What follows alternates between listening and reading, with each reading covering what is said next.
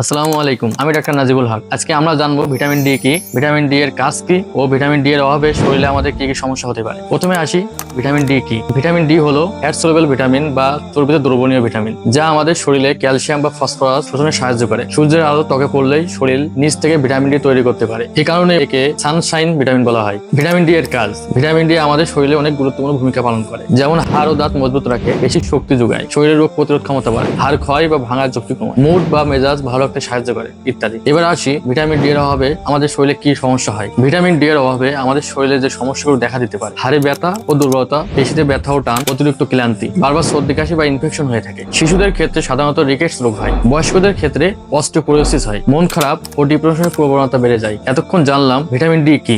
Vitamin D এর অভাবে আমাদের শরীরে কি কি সমস্যা হতে পারে। এবার জানবো ভিটামিন ডি কিভাবে আমরা পেতে পারি। নরমালি প্রতিদিন 15 থেকে 30 মিনিট যদি সূর্যের আলোতে থাকেন, তাহলে ভিটামিন ডি পাবেন। চর্বিযুক্ত খাবার যেমন ইলিশ মাছ বা টুনা মাছ, ডিমের কুসুম, দুধ বা দুধ জাতীয় খাবার, ডাক্তারের পরামর্শ অনুযায়ী ভিটামিন ডি সাপ্লিমেন্ট। তো সর্বশেষ যে জিনিসটা আপনার জানা খুব জরুরি, যে আপনি কখন বুঝবেন আপনার শরীরে ভিটামিন ডি এর অভাব রয়েছে। যখন দেখবেন আপনার হাড়ে ব্যথা ও মাংসপেশিতে টান অনুভব করছেন, বারবার আপনি ক্লান্তি বোধ করছেন, অসুস্থ হচ্ছেন, তখন আপনি অভিজ্ঞ একজন ডাক্তার দেখিয়ে বা পরামর্শে আপনি ভিটামিন ডি টেস্ট করিয়ে নেবেন। আশা করি এই ইনফরমেশন গুলো আপনার উপকারে আসবে। এমন সব স্বাস্থ্যকর টিপস পেতে আমাকে ফলো করতে পারেন ইনশাআল্লাহ। আসসালামু আলাইকুম ওয়া রাহমাতুল্লাহি ওয়া বারাকাতুহু।